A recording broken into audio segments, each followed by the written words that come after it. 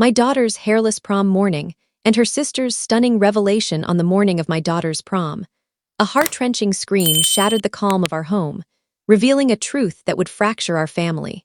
I never imagined our household's biggest turmoil would extend beyond typical teenage disputes over curfews or outfits. Nothing could have prepared me for this. When I rushed to my daughter's room, I stopped dead in my tracks. Her golden locks were strewn across her pillow, her scalp bare. Nearby stood her younger sister in unicorn pajamas, an electric razor on the nightstand, and a whispered admission that unraveled the very fabric of our family's trust. I was jolted awake by my teenage daughter, Leela's anguished cries. Racing to her bedroom, I was stunned to see her completely bald, her blonde hair scattered like confetti on her pillow. Sobbing, she accused her younger sister, Mia, of shaving her head while she slept. Leela stumbled to the bathroom mirror, her screams intensifying as she saw her reflection. Prom was mere hours away, and her dream of being crowned queen was now in ruins. "Where's Mia?" I demanded. My husband found her sitting on her bed, still in her unicorn pajamas, his electric razor resting ominously nearby. "Mia, what have you done?" I asked, struggling to keep my voice steady as Leela's wails echoed from the bathroom. In her soft, resolute tone, the one she uses when she believes she's done right despite trouble, Mia replied, "I had to stop her from going to prom." This was my little girl, who still sought comfort in Leela's bed during storms, who learned to ride a bike under Leela's patient guidance last summer. The same child who trailed her big sister, asking endless questions. I couldn't fathom her sabotaging Leela's big night like this. Before I could respond, the doorbell chimed. Dylan, Leela's boyfriend, let himself in as he often did on Saturday mornings, calling out about corsage colors. He froze when he saw Leela's bald head. "What happened to your hair?" he asked, his face quickly shifting to concern. "Don't cry, baby, we'll fix this, maybe a wig. You'll still be the prettiest girl there." Leela's sobs grew louder. Dylan pulled her close, shooting me a look as if I were to blame. "Did Mia do this? I always said that kid's strange." "This is assault, Mrs. Adams." Mia appeared in the bathroom doorway, still in her pajamas. "I shaved her hair so she couldn't go to prom with you because you're cruel to her," she declared in her determined child's voice. "Mia," I called out, but she pressed on. "You hurt my sister. I see the purple marks on her arms where you grab her too hard." The room fell silent. Dylan let out a forced laugh. "Kids invent wild stories, Mrs. Adams. Tell her, Leela. Tell your mom how good I am to you." Leela stared at the floor, avoiding everyone's gaze. A chill spread through my chest.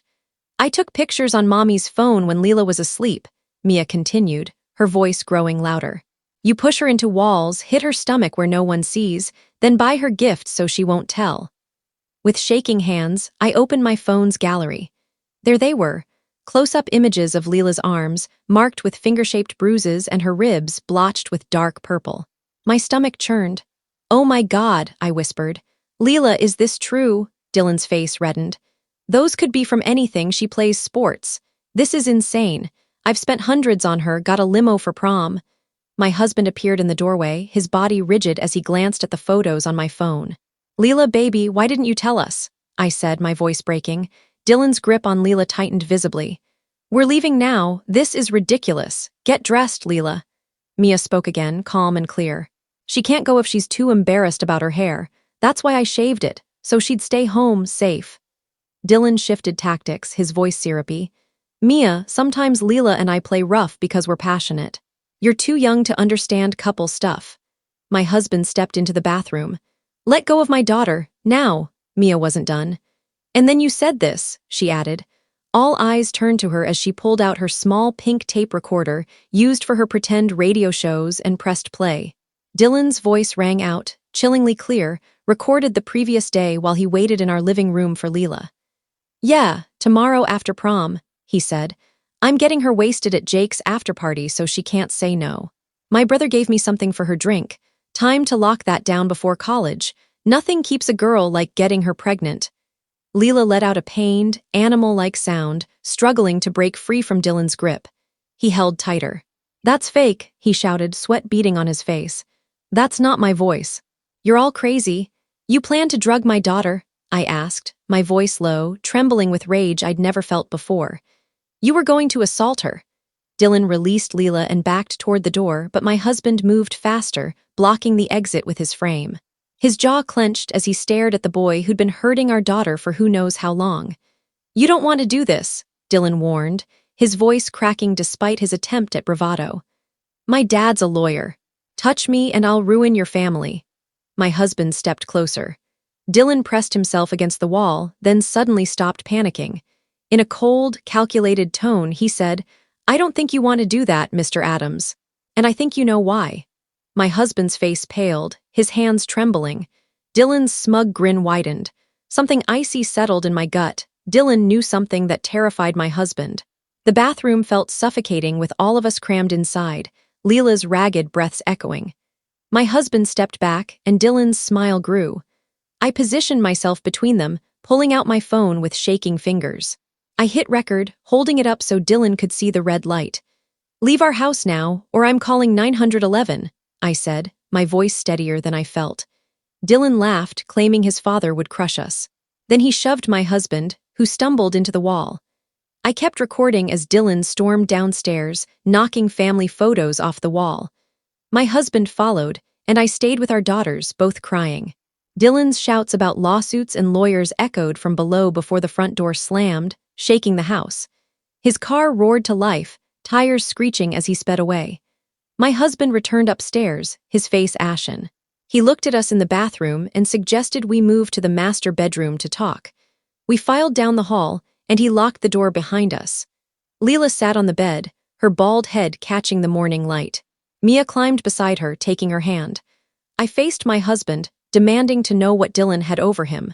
He sank onto the bed, head in hands. After a long pause, he admitted that 2 weeks earlier, he'd noticed bruises on Leela's wrist at dinner. The next day, he confronted Dylan in the school parking lot after baseball practice, grabbing his shirt and slamming him against his car, threatening to kill him if he touched Leela again. Dylan had recorded it all, including the threat, and played it back to him. Dylan warned that if my husband interfered again, he'd go to the police with assault charges. Shame filled my husband's voice as he recounted it. Fury and fear battled in my chest, threatening to overwhelm me. I insisted we call the police immediately about the abuse and Dylan's plan to drug Leela. My husband nodded, but worried about Dylan's video being used against him, noting that Dylan's father, Richard Cole, was a ruthless lawyer. Leela sobbed, blaming herself for dating Dylan and begging that her father not get in trouble. Mia curled into Leela's lap, wrapping her small arms around her neck. In a solemn voice, she said, "It's not your fault, Leela. Bad people do bad things, and that's on them, not you." As we huddled on the bed, I dialed the non-emergency police line, reporting domestic violence and a planned assault. My voice broke as I described the bruises and Mia's recording of Dylan's plan. The dispatcher promised to send an officer and advised us to stay inside with the doors locked. While waiting, I asked for Leela's phone. She handed it over, hands trembling. The texts from Dylan, stretching back months, were chilling. Orders about what to wear, who to talk to, apologies after hurting her, blaming her for his anger, threats if she tried to leave. One message vowed to ruin her reputation at school if she broke up with him. Another claimed he owned her. I screenshot everything, sending them to my phone for evidence. Leela apologized repeatedly, but my husband held her close, insisting we should have noticed the signs sooner. Mia admitted she'd tried to tell us for weeks, but we thought she was jealous of Dylan's attention. I asked Leela to show me her bruises for photos. She nodded, lifting her shirt to reveal dark purple marks on her ribs that turned my stomach. I took clear, date-stamped pictures, capturing faded and fresh bruises on her back as she stood in her bra, staring at the floor. 20 minutes later, 2 officers arrived. I played Mia's recording of Dylan's plan to drug Leela. The younger officer's face hardened, requesting a copy. They documented Leela's bruises and the controlling texts. A detective was called, arriving within an hour due to the planned assault involving a minor. Detective Sarah Bennett, dressed casually as if pulled from her day off, specialized in such cases. She interviewed us separately, starting with Leela in her bedroom. I went next, bringing my phone, Mia's recorder, and the screenshots. Bennett praised our documentation and asked about Dylan's family, noting his father's law practice. She questioned my husband about grabbing Dylan's shirt, and he admitted it, explaining his protective rage. Bennett understood but noted it in her report.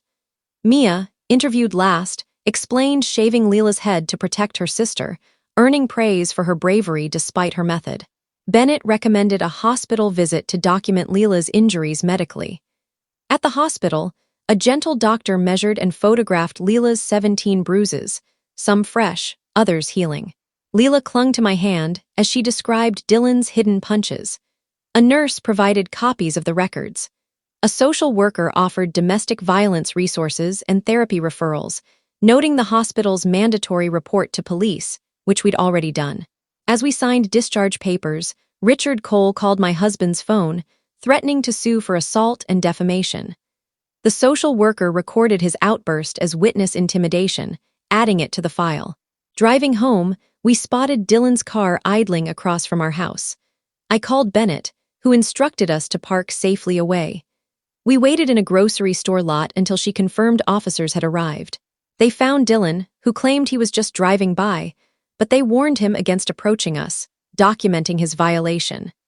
That evening, Karen Hughes from Leela's school counseling office offered to send homework home, as Leela wasn't ready to face school. Bennett later updated us.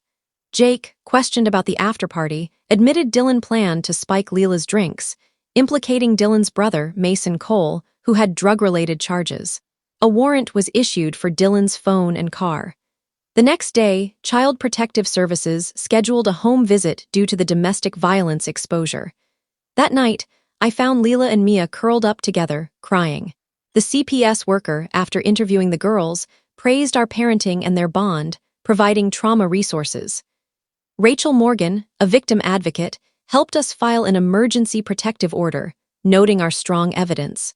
A certified letter from Richard Cole's firm arrived, threatening legal action for assault and defamation, citing my husband's confrontation. Bennett called it witness intimidation and logged it. Leela returned to school in a beanie, gripping my hand as students whispered. Karen Hughes provided a new schedule and safe routes to avoid Dylan. Bennett reported finding Rohypnol in Dylan's car. He was arrested for possession and conspiracy to commit sexual assault, though bilaid out by evening. At the protective order hearing, Leela testified in her prom dress, detailing Dylan's abuse, while Mia's recording stunned the courtroom. The judge granted the order, barring Dylan from coming within 500 feet of Leela. The school suspended Dylan pending the criminal investigation, banning him from campus. Leela began therapy for abuse survivors, slowly opening up about Dylan's control and fear. Family therapy helped us process the trauma, with Mia learning healthier ways to express her protective instincts. She wrote Leela a heartfelt apology letter and volunteered at a domestic violence shelter. 2 other girls came forward with similar stories about Dylan, strengthening the case. The district attorney charged Dylan with assault, conspiracy, and drug possession, confident in a conviction despite his legal team. Leela, though terrified, resolved to testify to empower other victims. My husband's lawyer dismissed Richard Cole's threats, warning of harassment charges if they continued. Mia's therapy addressed her guilt, and a restorative justice program helped her process her actions. Dylan violated the protective order through friends delivering notes to Leela at school. We documented each incident, reporting to Bennett, who warned Dylan of arrest. Leela joined a hospital support group, connecting with other teens who'd faced abuse, finding solace in shared experiences. 6 months later at Dylan's trial, his defense painted him as a misguided teen, but the evidence, bruises, texts, drugs, Mia's recording, and other victim statements, was overwhelming. Leela testified bravely, detailing months of abuse, while Mia's testimony and recording shocked the jury. Despite objections, the tape was admitted. The trial's outcome wasn't shared, but the family's journey toward healing continued, stronger together, learning to listen and protect one another. Thank you for watching my story. If you enjoyed it, please subscribe and press the bell icon. Stay tuned for more real-life stories, get more experiences.